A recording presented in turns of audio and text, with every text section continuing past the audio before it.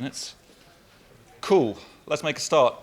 Hey everyone, welcome to this talk. In the next 45 minutes or so, we will be talking about DLL hijacking and how we can make that even more fun by throwing environment variables into the mix. I will briefly introduce myself. My name is Wietze. That's a Dutch name. I'm originally from Amsterdam, but I now live in London, in the UK, where I work for CrowdStrike. I've presented before at other conferences, for example, the sister conference in London, as well as the one in Rome more recently, and at DEF CON last year. But enough about me. Let's talk about interesting stuff, DLL hijacking. So just the structure of this talk. We'll first start by talking about what DLL hijacking is, because not all of you may be aware, and just to make sure we're all on the same page as to what it means. A quick recap of what that is. Then I'm going to move on to environment variables, and again, sort of a reminder, what are they and why do we have them? And then I'm going to bring the two together in a more attacker scenario. So bear with me. DLL hijacking. Like I said, some people use different definitions, so that's why I thought it's good I give you mine, so we know what we're talking about. To me, DLL hijacking is the tricking of a legitimate or trusted executable into doing or into loading an arbitrary DLL. Now you may be thinking, if you're new to this, you haven't heard of this, why would you want that? Well, libraries or DLLs on Windows are these shared pieces of executable code that programs may load into memory in order to use shared functionality.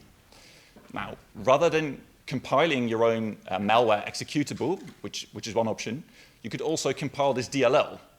And if you trick a legitimate DLL into loading your malicious code, you can leverage or piggyback on the trusted or reputable reputation of this program. And that means that very naive AV or even EDR software might not see it.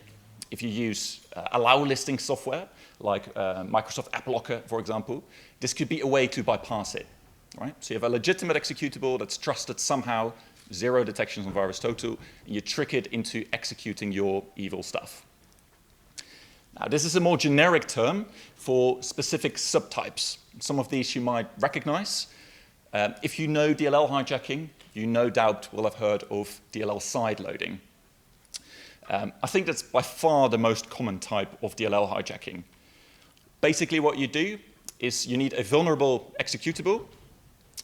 You move that to a folder that you control, like a temp folder or, I don't know, the download folder, and you move that alongside a malicious DLL.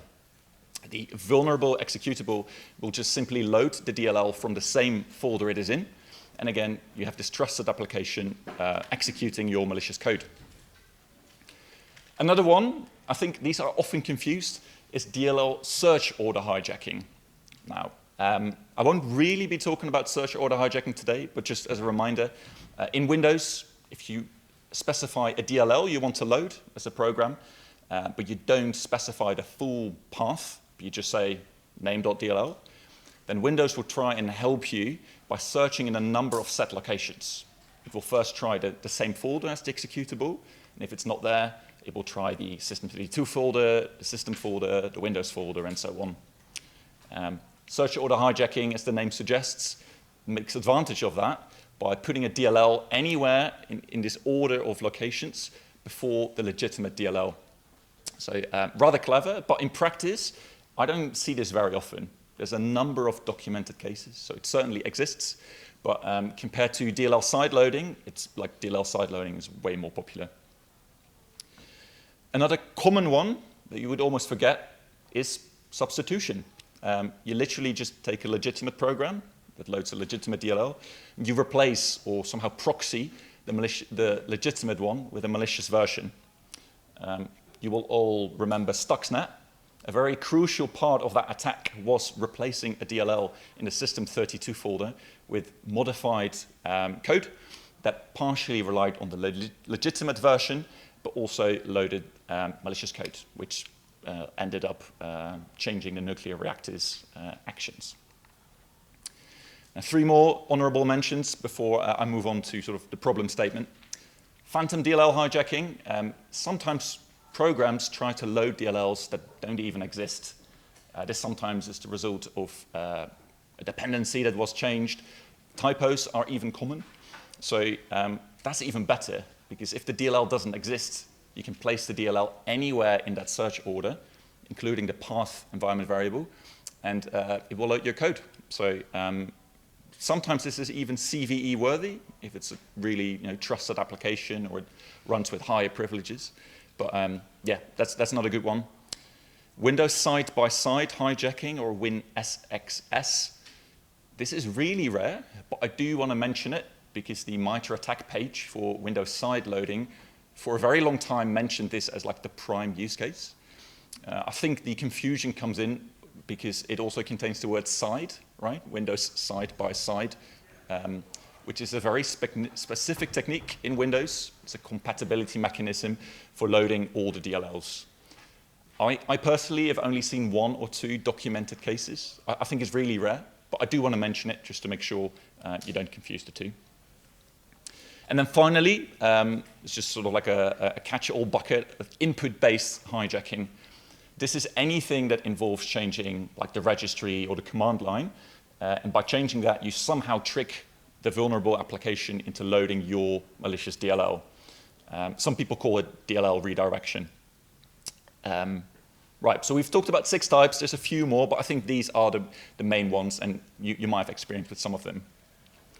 Now, from an offensive perspective, right, the problem is that these are very well documented and very well researched. If you want to learn more about any of these, just Google it, and you will find plenty of blog posts, code templates, and whatnot. So you can really get started if you want to abuse this. And that means, from a detection point of view as well, because of all this information we have, generally speaking, this is pretty well detected, all of these types. So the question is, can we come up with something new that relies on the same principle, right? Malicious code, trusted software, somehow gets executed, that bypasses the limitations of the existing types. And you've guessed it, this is where environment variables come into the mix. I will just briefly give a background on what they are and why we have them in the first place, because it's actually quite an old mechanism.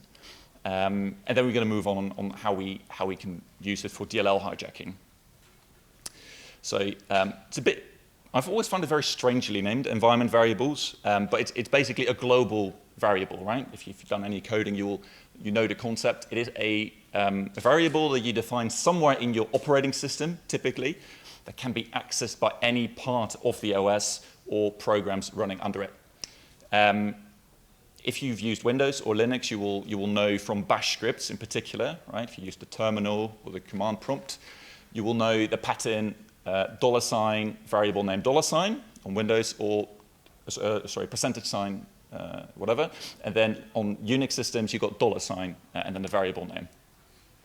So they're quite useful. You can set these in scripts, or again on operating system level, and then use them further down the script. What you would forget is that you can use them in programs as well. So any program can access these variables and use them in the code to change the flow of the program. So in C, you can use getenv, name of the variable, and you will get the value of that variable.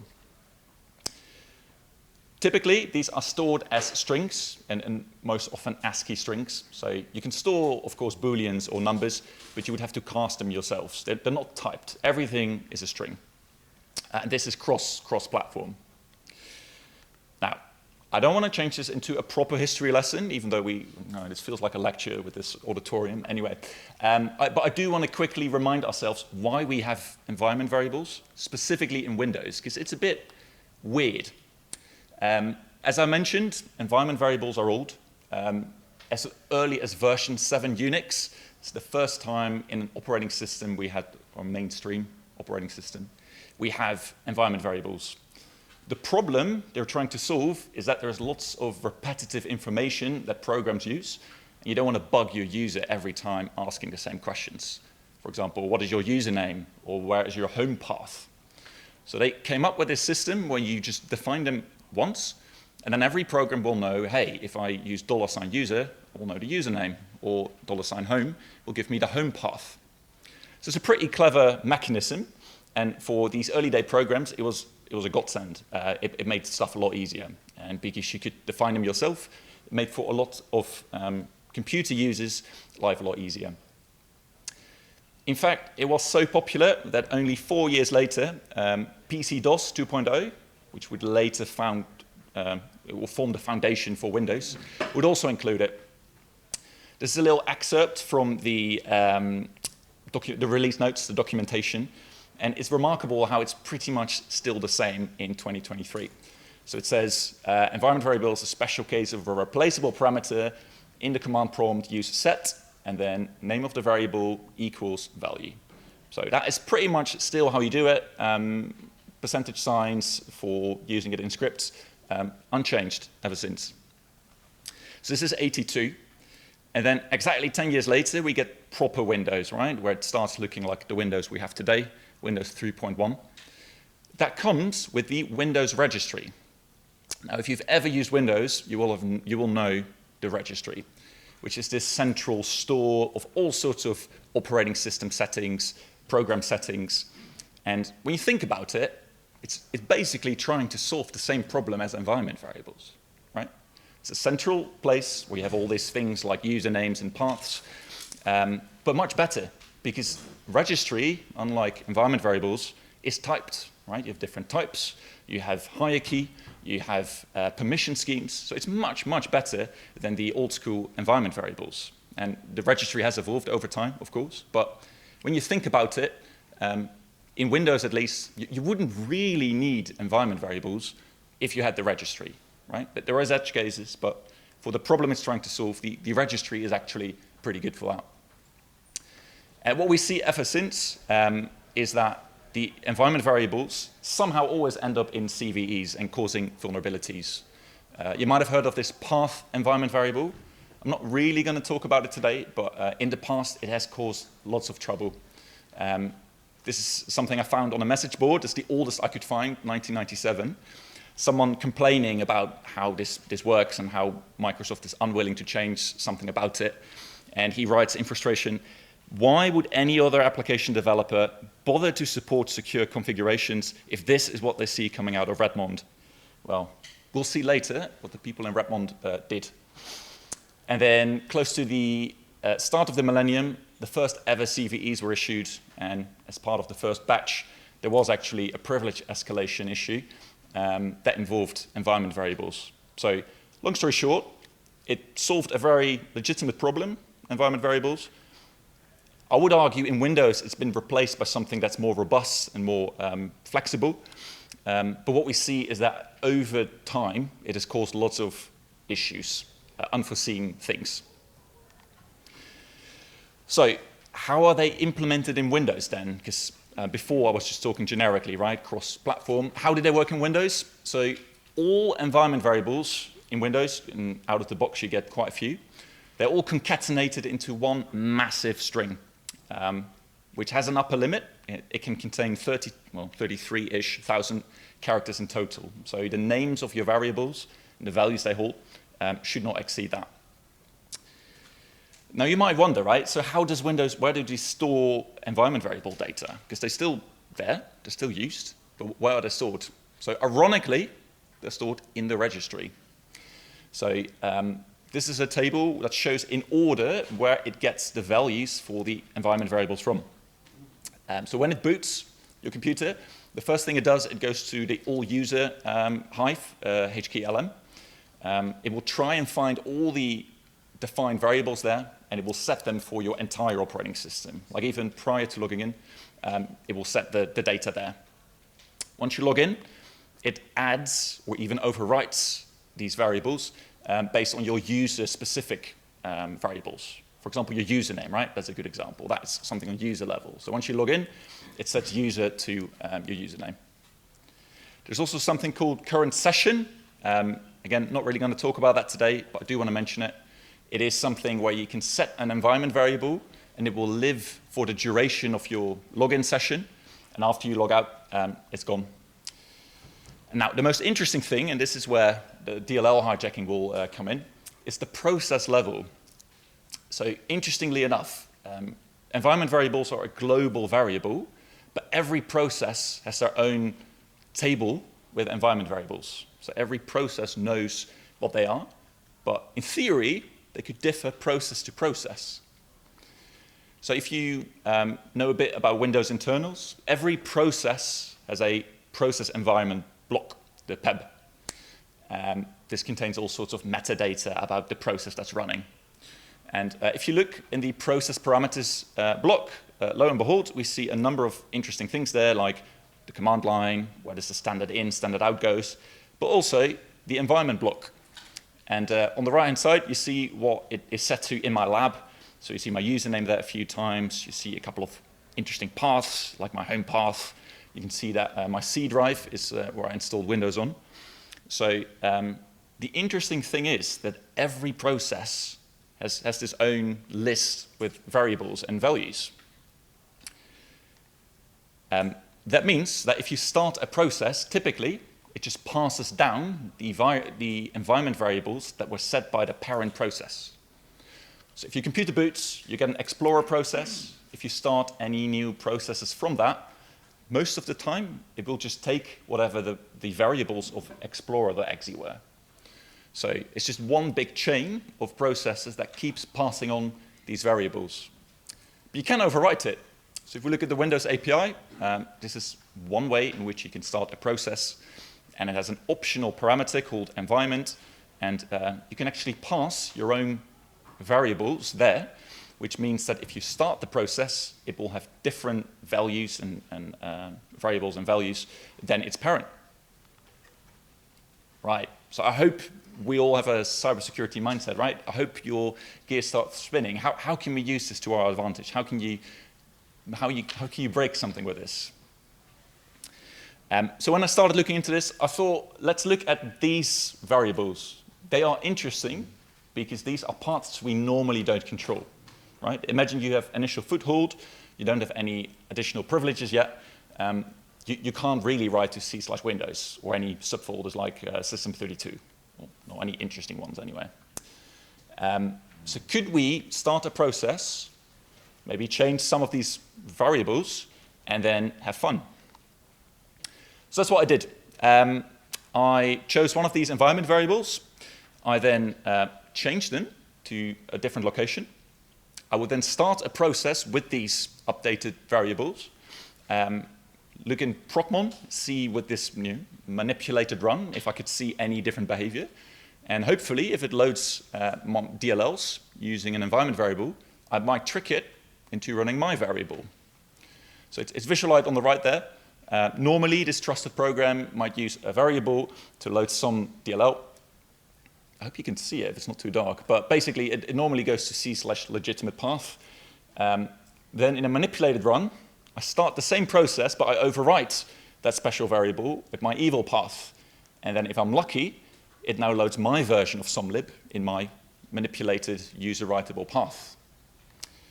Now, the good news is I found such an example.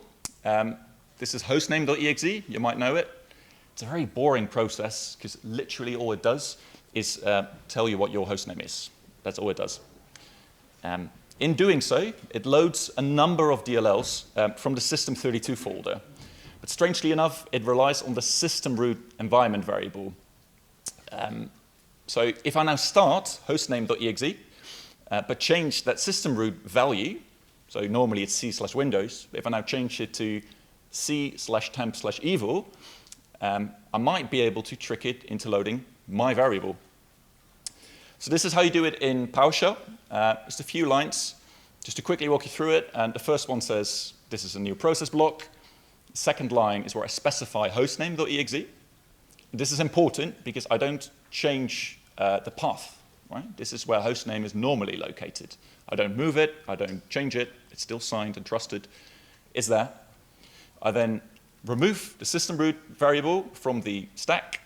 I then re-add it, change it to my path, and then the remainder is just making sure PowerShell knows how to run it. Right, demo time. I'm now going to paste in that code, and then hopefully if I press enter, it's going to give us some visual confirmation of sorts that a malicious DLL was loaded. We also got Procmon running, so hopefully we get the proof there as well. So I am going to press enter. We've got a nice little pop-up box, message box. We got calc, because how else would you know we broke something, right? And then at the very top, you can see the hostname.exe in its normal location. But you can see there that it loaded c/temp/evil, and it loaded my version, as is also represented by calc in the message box. Cool, so we broke something, but why would we care, right? So just take a step back. What is new about this? So we got a legitimate process that is present on every Windows installation to run malicious code. Not really malicious in this case, but as you can imagine, you can let it execute anything. The cool thing is that we didn't do anything really special, right? We changed a variable on process level, right? I didn't change the registry. I changed it on process level. There's nothing really observable in terms of command line, or you don't have to suspend the process or whatever. So from an EDR perspective, this is quite hard to spot. Yeah, and just to reiterate that, right? I didn't change the registry. I just started a process, overwrote the process level values, and made it do something bad.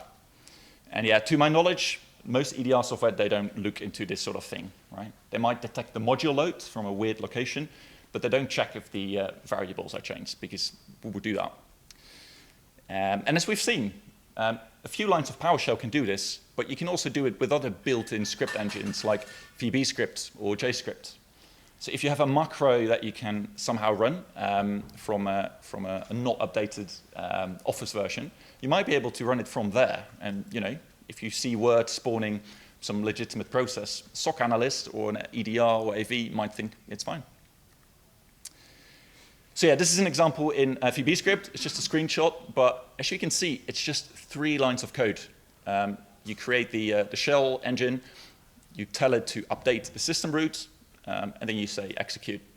And then simply run cscript. And then at the bottom, once again, we have evidence that it loaded my malicious version from the evil path. Sweet. So comparison, right, to the other ones, we called out a few issues with the other ones. Like DLL side loading, you need to usually move the executable or bring your own. It just means extra footprint. Good thing with this technique is that you don't need to move anything because the process is already there. That's the whole point. Search order hijacking, limited options, as I will show you later. This was just one example, but I'm going to show you there's many more candidates. DLL substitution, input-based DLL jacking, all have their own limitations. But the good thing here is pre-existing applications, like lots of Windows applications or other common software, is vulnerable to this. You don't need elevated writes. It doesn't do anything really special from a detection point of view. And the real only footprint here is the planting of the DLL. Right? As a defender, how would you see this? Well, you might see a weird DLL in a weird folder. But when you think about it, like for DLL hijacking, that is sort of the premise, right? You're going to load a DLL. So if that is the only footprint, which you can't really work around, it's not that bad. In fact, because of how Windows works, you can even load a DLL from a remote path, like an UNC path or even a WebDAV path, which could potentially trigger all sorts of other rings and bells, but it means that even the planting of the DLL doesn't have to be an event. You could point it to a remote location through the environment variable, which is pretty cool. Cool, I think we're all right for time. I just want to quickly take you through the process, right? Because so far I've shown you one executable, so you might think, well, that's not really impressive. They could fix that and then we're all good. No, so what I'm going to do is just show you how you can take this one observation and turn it into a wider approach. Now we can show there's more there. So what I've done is I took a sample, and it's a rather big sample because I took every DLL that is in the System32 folder on a vanilla Windows installation. There's quite a few, there's like hundreds of them. But what I've done is for each and every one of them, I have created a fake version, like an implant. And basically, what that implant does is when it is loaded, the only thing it does, it is writing a file to disk. And that file is later on going to tell us what DLL was loaded by which process. So, right, first step, creating loads of implants. Then the second step is selecting my targets. So I took the same sample, I looked at every executable in the Windows System32 folder, And what I would then do is change one or more environment variable, right? I would run every process in that folder, point it to the manipulated implants folder, and then hopefully the last step, validation, as a result, right, these executions would load my fake files, my implants. Because they are loaded, they would create fingerprint files, and then at the end, hopefully you have a bunch of fingerprint files which prove which executables and DLLs are vulnerable. If you've ever done DLL hijacking, and some of you are red teamers, so you might have looked into this, one of the other ones, you know that is not without challenge. The main thing is that usually you don't really know how the DLL works, the legitimate DLL, or the process that uses it. Right? At least I don't have time to reverse engineer all these DLLs and executables to fully understand what it's doing. So if you're naive, like I was, what you might do is just create one generic DLL with a DLL main and just rename it every time and then hope that the target process accepts it. Now, most of the time this will fail. That's because programs execute their DLLs, the legitimate ones, to have certain exports and ordinals. Obviously it has functionality as well. So if it breaks, it could be very obvious that the DLL wasn't loaded. User will be alerted, so that doesn't work. So what I then thought is, you know what, I'm going to create dummy functions. So I'm going to, for every DLL, I'm going to iterate what exports it has.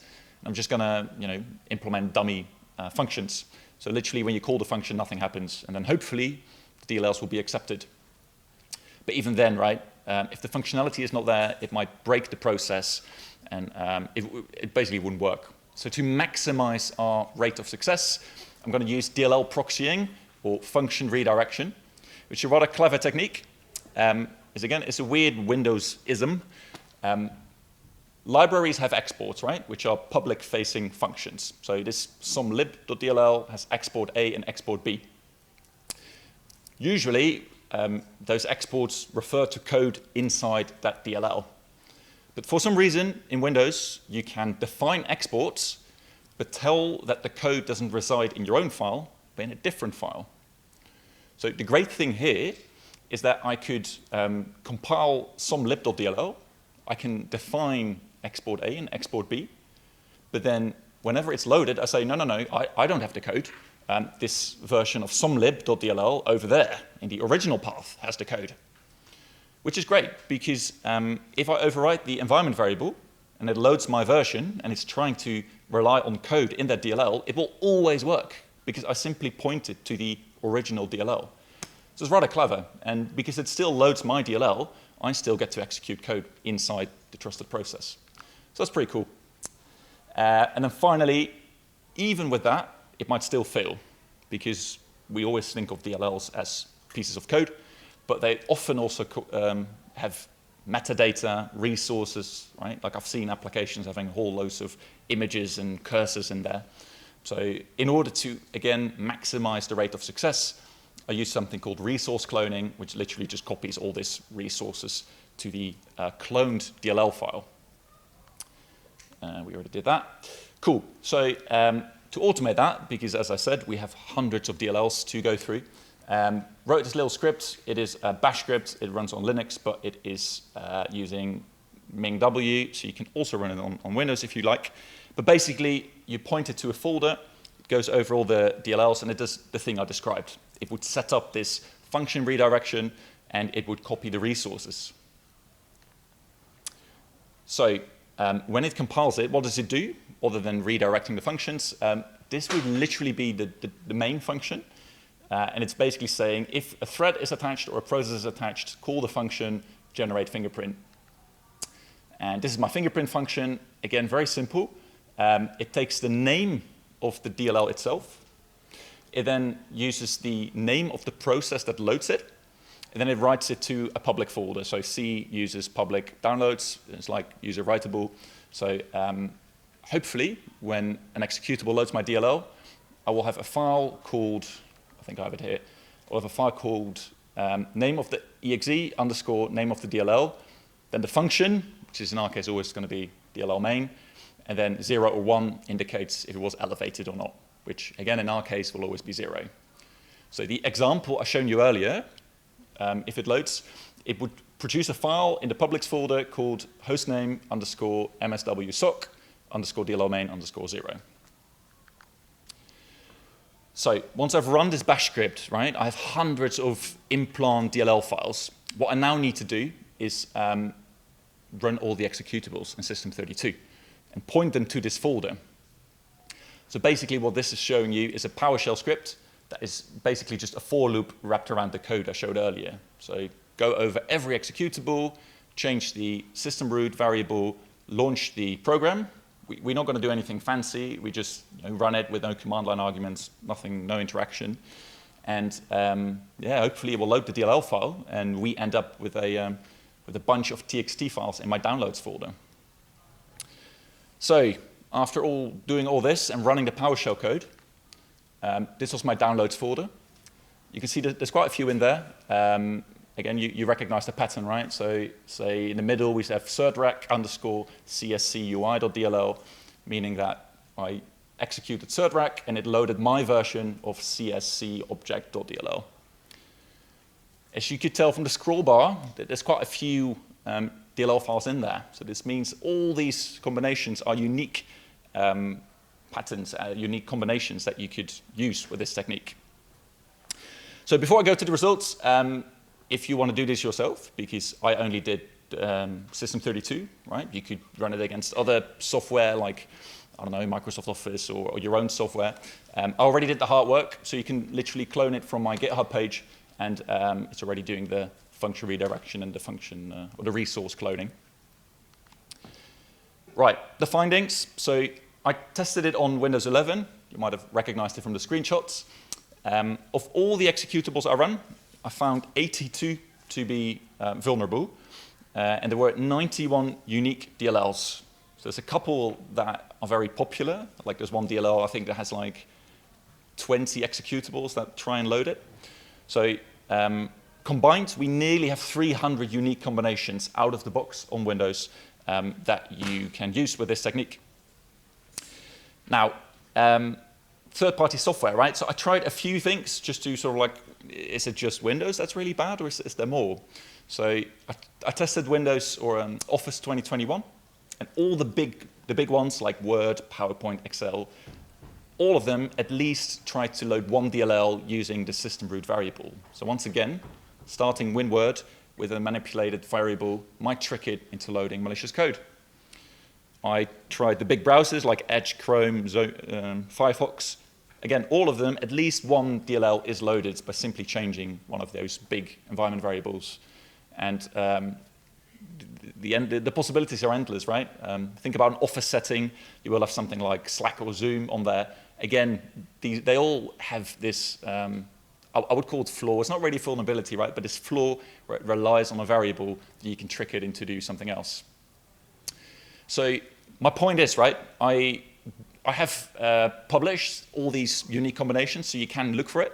But my point here today is that it's not really about the individual results. Ultimately, it's about like this technique. As you can see, like there's so many possibilities, and this is just the stuff we tested, right? What about other software that we didn't test? So what we need is not the individual results, but sort of a mindset from a defender point of view, or even an offensive point of view, that this is just beyond just a few examples. This is a bigger, wider pattern that's just on Windows, that you will see on Windows over and over again. I think we're still good for time. So let's take it further, because so far I've only talked about execution. So you need an initial foothold, and then you just execute code. But can we take it a bit further, like persistence maybe? The thing is, we need to start a process, but we need to override the environment variable, right? We don't want to change the registry, so how do we do that? To my knowledge, you can't do that with a shortcut, right? You can't create an LNK file and tell it to run something with a change variable. You could do it with a script, but that's not really persistence, is it? So one thing you could do is look at services. These are once again defined in the registry. This is the printer spooler service, again, enabled by default on Windows machines. And one of the very under-documented options there is environment. You won't see it in any of the pre-installed services, but you can define it yourself. And as you can imagine, right, or as the name suggests, you can specify your own variables here. So what do you think happens if I now restart the printer spooler or if I reboot my machine? Let's find out. We got it to load my version. So I changed it to temp Windows 64. And once again, it did that. But if you've have a good eye, you've seen now that it loaded it as system, whereas you only need admin permissions to change that part of the registry. So whilst this is not proper privilege escalation, it is still interesting, right? Because we all know a normal admin can do a few things that can't do a few things that system can do. And it's pretty persistent, right? Because every time your machine reboots, it will do this. It still loads the normal printer spooler executable. So if your EDR is not monitoring that variable, you might completely miss it. All right, what about better privilege escalation, right? Can I somehow trick a user into accepting a UAC prompt, user account control, and let it run my code with extra privileges? Now, this is where something interesting happens, because you have two main ways of starting new executables in the Windows API. And both are slightly different. One cannot run programs that require elevation if you have lower privileges. Excuse me. And the other one can elevate itself with a UAC prompt, but that one does not take environment variables. So this is in PowerShell. If you try either way, you'll see you get different errors, but bottom line is it won't let you do it.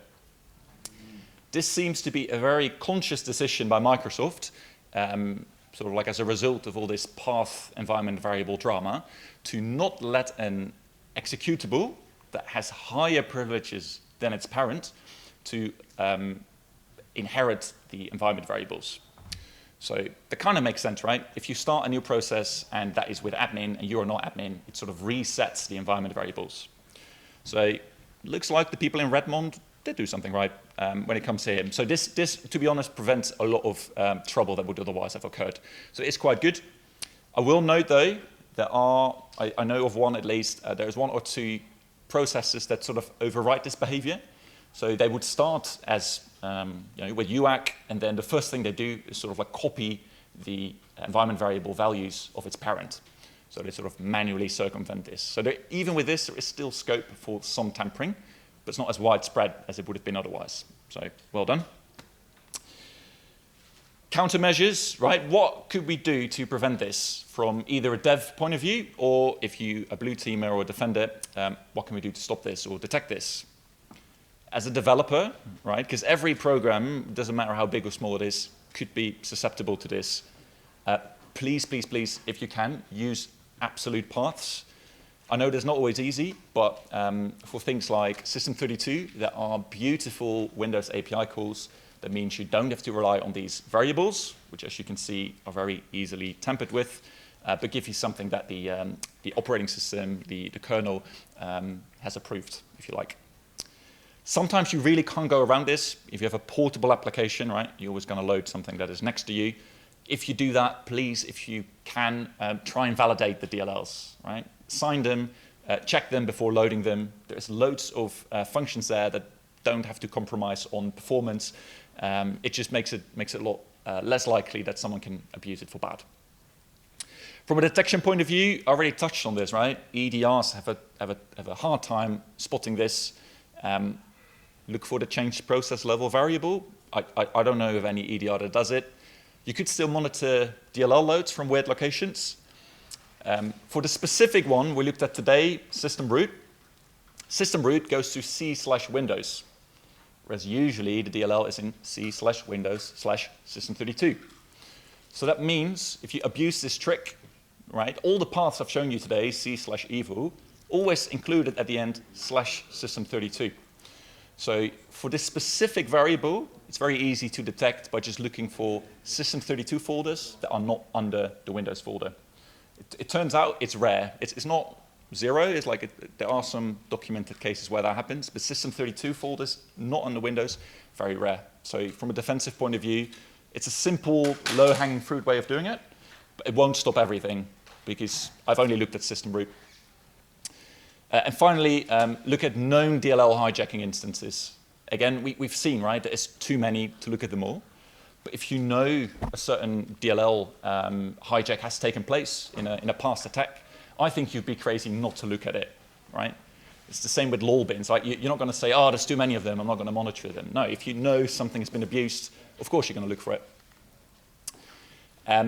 If that all fails, ultimately, right, if you load malicious code, that malicious code is going to do something stupid, right? It's going to reach out to the internet, to some weird C2 framework. It's going to spawn new processes. If you see hostname.exe spawning a process, that is weird. If you see your printer spooler reach out to a Chinese IP, that could be weird, right? So ultimately, you might miss the DLL hijacking, but focus on everything that follows, would be my recommendation. We have a few minutes left, and I want to talk about the future. So we've seen a new type of DLL hijacking today. What does that mean? Well, I think the key message here is that DLL hijacking is here to stay. Because even for all the other variants, right, if we somehow magically fix them all today, attackers would still be able to use it tomorrow, because you could bring in old versions and use the same tricks. So somehow we need to learn to live with DLL hijacking. Again, there's both offensive and defensive. So to help with that, I last year launched this project called Hijack Lips. It's a open source collaborative platform where you can document, or where I document a list of observed DLL hijacking instances.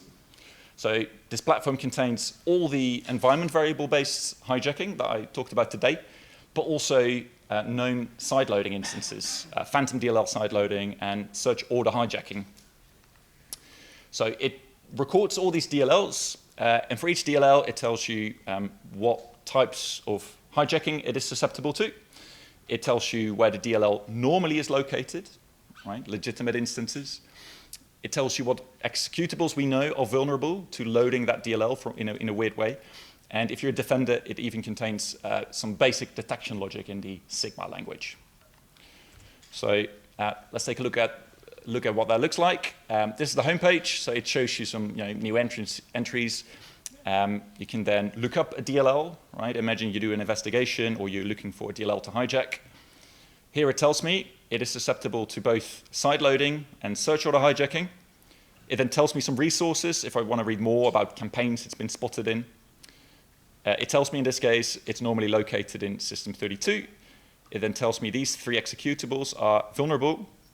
And this Sigma rule then helps me detect it, right? Sigma you can convert to your vendor language of choice by converting it. What else is there? It's also categorized by vendor, right? So you could look up a certain vendor if you know, say, VLC software is running on your target environment. Here it gives me a good example of a VLC binary that has been used in the wild. It even gives me a hash sometimes if that is available. And again, here I can see it is a sideloading entry. So from a defensive point of view, you could check if you find that DLL in a weird location, or offensively, you could use that to build your own. This is a list of all of them, and as you can see, there's lots of them and many different combinations. So does it make a difference, right? I've been running this for a few months now. Did it change anything? I got 2 or 3 tweets here. On the left-hand side, a blue teamer, and on the right-hand side, a red teamer. The blue teamer says this is great because I load these DLLs. There's a feed available, like a CSS file or a JSON file, and I port them once a night and then baseline them because noise will happen. But then it's a really easy, low-hanging fruit way to find bad stuff. So great. Then we got the red teamer. I believe in his profile he says he works for Mandiant. He says, you know what? I basically look up a DLL file on this platform. And if it is there, I'm not going to use it. So I basically use it to check if it is a commonly known one. And if it isn't, that's, for me, the validation that I can use it. So if you're blue team, this is a wake-up call. We have to add more things to the project. If you're a red teamer, this is a good wake-up call. Double check if it's on the project, because then you might be more easily found. So yeah, that is my message for today. I really hope that if you know about DLL hijacking instances, of course, you do contribute. We have had about a dozen contributors there from all parts of the industry. It's community-based and open source, so feel free to also recommend new things. even if you haven't discovered the DLL hijacking yourself, right? If you find a report or something else, feel free to open a pull request and join the project. That was it. I hope that was useful, and thank you very much.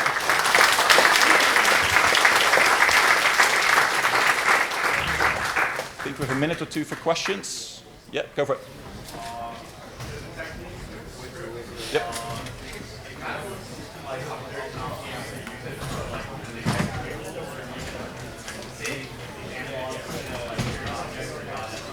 Yep.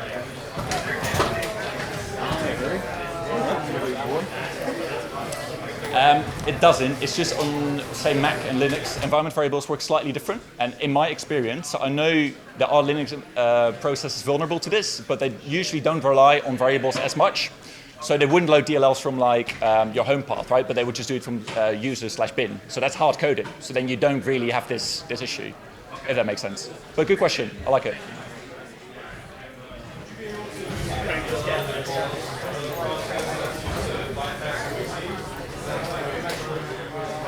Yeah, that was a good question. So just to repeat that, so can you use the DLL to call it something to bypass UAC? Yeah.